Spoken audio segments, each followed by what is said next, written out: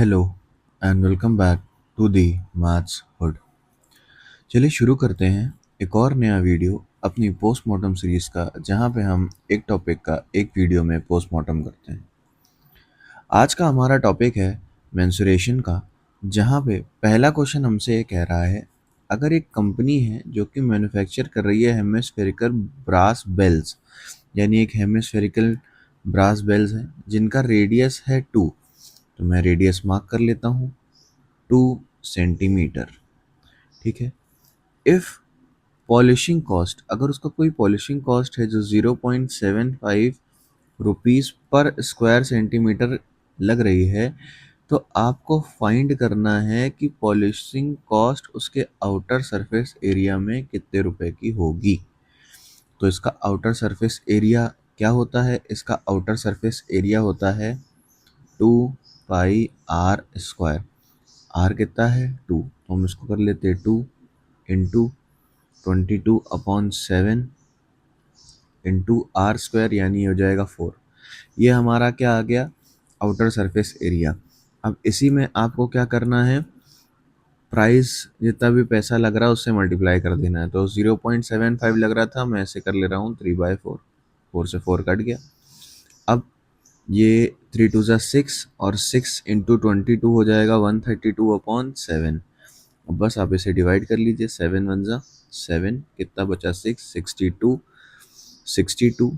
इसके बाद आप 8 से मल्टीप्लाई कर दीजिए, ये हो जाएगा आपका 56। 56 और 6 पॉइंट आ जाएगा। उसके बाद फिर आप 8 से मल्टीप्लाई कर दीजिए, 4 आ जाएगा, 40 और 40 and then 5। Up to 2 decimal तक मैंने सॉल्व किया है, तो इतने रुपीस ऑप्शंस में होने चाहिए। हाँ है, ये लीजिए, ये रहा आपका करेक्ट आंसर। ओके। तो अगला क्वेश्चन हमसे क्या कह रहा है? अगला क्वेश्चन कह रहा है कि अगर एक सैटेलाइट है जिसके सोलर पैनल रेगुलर पॉलीगॉन के शेप में है, जिसमें 9 साइड्स हैं, तो हमें बताना है कि टोटल इंटरनल एंगल्स कितने होंगे। देखो, आप इसे दो तरीके से कर सकते हो। पहला, या तो आप सीधा फॉर्मूला याद कर लो, 180 इंटू n-2, जहाँ n होता है नंबर ऑफ साइड्स। तो ये हो जाएगा 180 इंटू 9 - 2 7, और आप इसको मल्टीप्लाई करोगे, ये आ जाएगा 1260 डिग्रीज। या तो आप एक काम कर सकते हो, एक्सटर्नल एंगल से काम कर सकते हो। किसी भी रेगुलर पॉलीगॉन में एक्सटर्नल एंगल हमेशा 360 डिग्री ही होता है। अगर इसकी 9 साइड्स हैं, 9 से डिवाइड कर दीजिए, आपका एक एक्सटर्नल एंगल आ गया 40 डिग्री। अब इंटरनल और एक्सटर्नल एंगल को आप सम करते हो तो आता है कितना? 180 डिग्री। तो इंटरनल एंगल कितना आ गया? 140। अब जैसे ही इसमें आप 9 क्योंकि साइड का मल्टीप्लाई करेंगे, सेम आंसर आपको मिल जाएगा 126 जीरो डिग्री। ऐसा आपको कोई ऑप्शन दिख रहा है? हाँ है। Option number D will be your answer. अगला देखते हैं, अगला क्वेश्चन हमसे क्या कह रहा है। अगला क्वेश्चन कह रहा है कि एक बायोचिप है।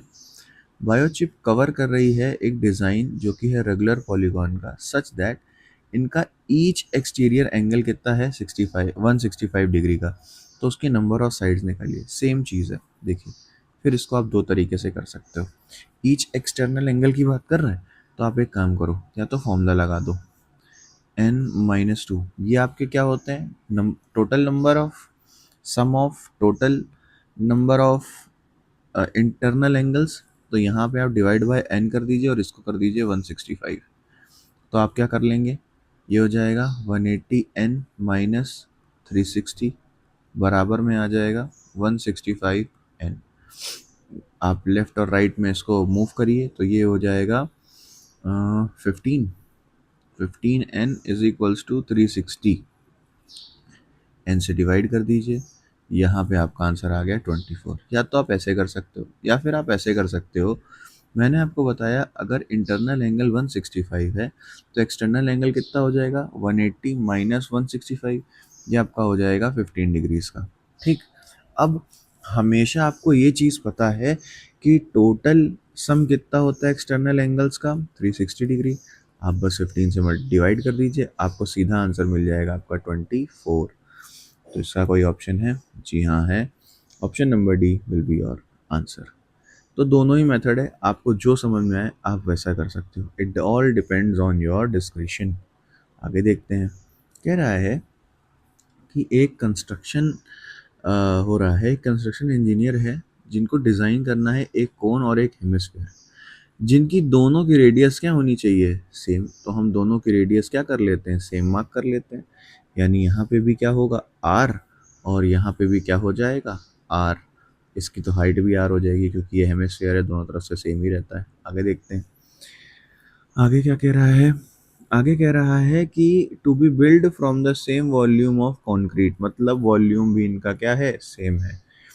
अगर उनकी वॉल्यूम इक्वल है तो आपको बताना है what is the height of cone in terms of R. तो ठीक है, हमें हाइट ऑफ कोन बताना है, यानी इसकी हाइट क्या हो जाएगी? एच हो जाएगी।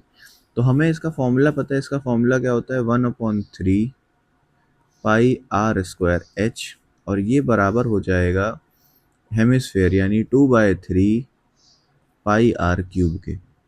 यहाँ से हम 3 से 3 हटा देते हैं, आर स्क्वायर से इस 3 को काट देते हैं, पाई से पाई हटा देते हैं, तो एच हमारे सामने क्या आ जाएगा? 2r। ऐसा कोई ऑप्शन है? जी हाँ है। ये रहा option number B will be your answer.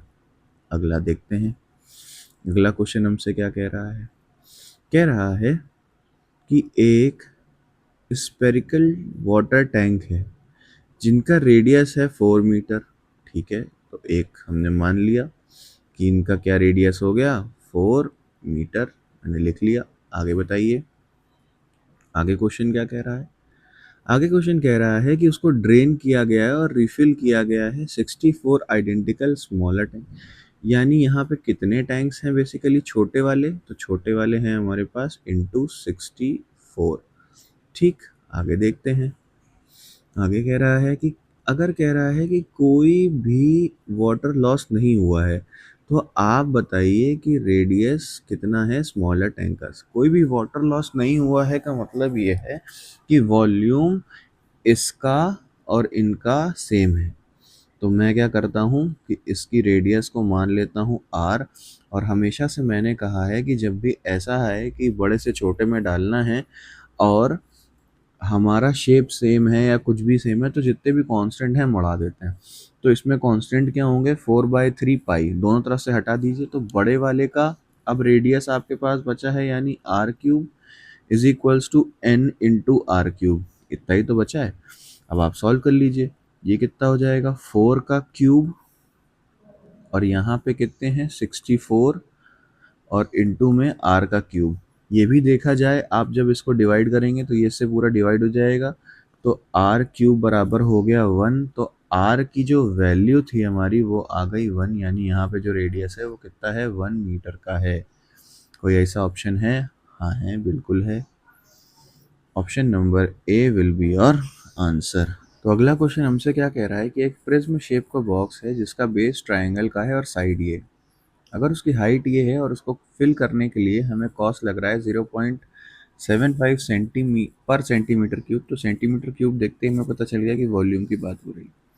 अगर किसी भी 3D शेप का वॉल्यूम नहीं पता है तो उसको आप कैसे निकाल सकते हैं? आप उसके बेस का ले लीजिए एरिया और उसको मल्टीप्लाई कर लीजिए उसकी हाइट से।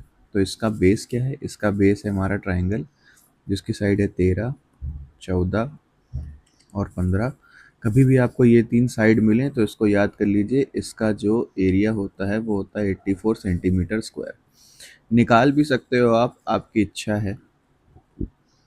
ये निकालने का तरीका है, अब तीनों को जोड़ेंगे, ये आ जाएगा 42। इसका आधा यानी सेमी पेरीमीटर लेते हैं, ये हो गया 21। 21 माइनस 15 हो जाएगा 6, 17 फिर 14 हो जाएगा 7, और 13 हो जाएगा हमारा 8। अब इसके पेयर बना लीजिए, यहाँ से एक 7 बाहर आ जाएगा, 3 6 और 21 से बाहर आ जाएगा, 2 इससे मल्टीप्लाई करेंगे 16, ये हो जाएगा 4। 4 3 ज़ा होता है 12 और 7 ज़ा हो जाएगा 84। तो अगर आप याद कर लेंगे तो इतना आपको प्रोसेस नहीं करना पड़ेगा। तो आगे हमें क्या करना है? हमें ये पता चल गया ये इसका बेस है, हम इसके हाइट से मल्टीप्लाई कर देते हैं और फिर इसी में मल्टीप्लाई कर देते हैं इसका जो अमाउंट है, अमाउंट क्या है 0.75 रुपीज़ पर सेंटीमीटर क्यूब, तो इसको मैं लिख लेता हूँ 3/4। 3/4 हो गया, मैं इसको इससे काट दूँ, ये हो गया 21। अब 21 है, आप इसको मल्टीप्लाई करिए, ये हो गया 60, और 60 से 21 को करेंगे तो ये हो जाएगा 126 और 0 रुपीज़। क्या ऐसा कोई ऑप्शन है अपने पास? जी हाँ, ऑप्शन है, option number C will be your answer. अगला क्वेश्चन देखते हैं। अगला क्वेश्चन भी प्रिज्म का है, लेकिन इस बार शेप शायद बदल गई है।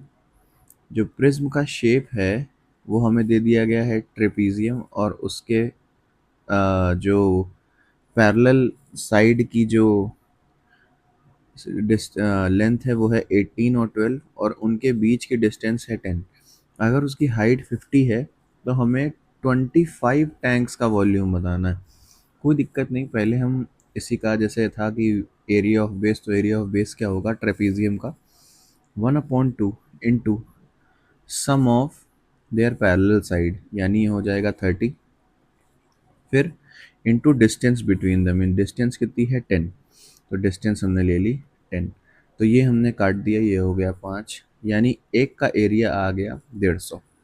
तो अब हम इसकी हाइट से इसको मल्टीप्लाई कर देते हैं। हाइट है इसकी 50, यानी ये हो गया 50, और 50 से मल्टीप्लाई करते ही ये आ जाएगा 7500।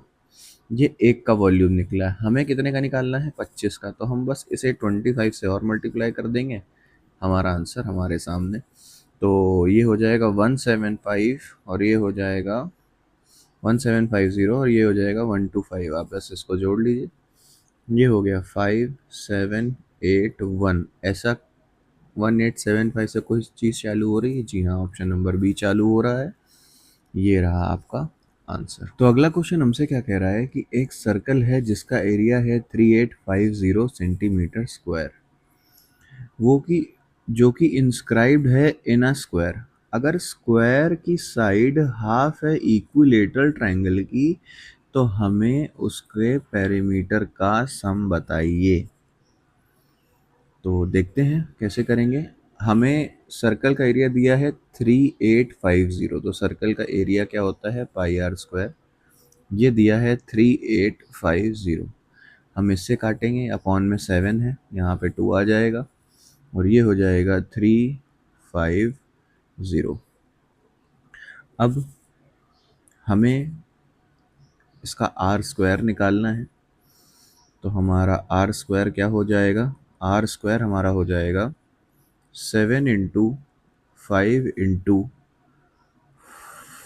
5 इंटू 2, क्योंकि ये 35 है, मैंने इसको फैक्टर कर लिया है, और एक 7 यहाँ से आ जाएगा और 2 मैं यहाँ से हटा दे रहा हूँ। तो आर हमारा हो जाएगा 7 5 ज़ा 35। ठीक है, अगर आर हमारा 35 आया है तो कहीं ना कहीं यही रेडियस होगी आर 35 की, और अगर ये 35 दिया हुआ है तो ये पूरा हमारे पास कितना हो जाएगा? 70। अब हमसे आगे आगे क्वेश्चन क्या कह रहा है, जो साइड है स्क्वायर की वो हाफ है इक्विलेटरल ट्रायंगल की। तो भाई इक्विलेटरल ट्रायंगल की हाफ है, तो जाहिर सी बात है इक्विलेटरल ट्रायंगल की साइड 140 रही होगी। अब हमसे कह रहा है सम ऑफ पेरीमीटर्स, तो सम ऑफ पेरीमीटर्स, जाहिर सी बात है इक्विलेटरल ट्रायंगल का सम कितना हो जाएगा? इक्विलेटरल ट्रायंगल का सम हो जाएगा हमारा 140 इंटू 3 यानी 420, और इसका कितना हो जाएगा? 280।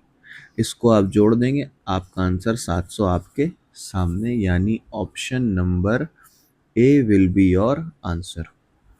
अगर ये सारे क्वेश्चन आपको समझ में आए हैं तो ये अगला क्वेश्चन आपके लिए होमवर्क, जिसकी हिंट्स मैंने आपके लिए बना दी हैं।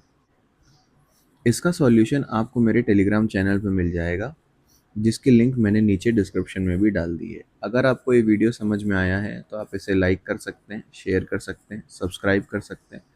कोई सजेशन है तो कमेंट कर सकते हैं, और तब तक के लिए बने रह सकते हैं। Thank you.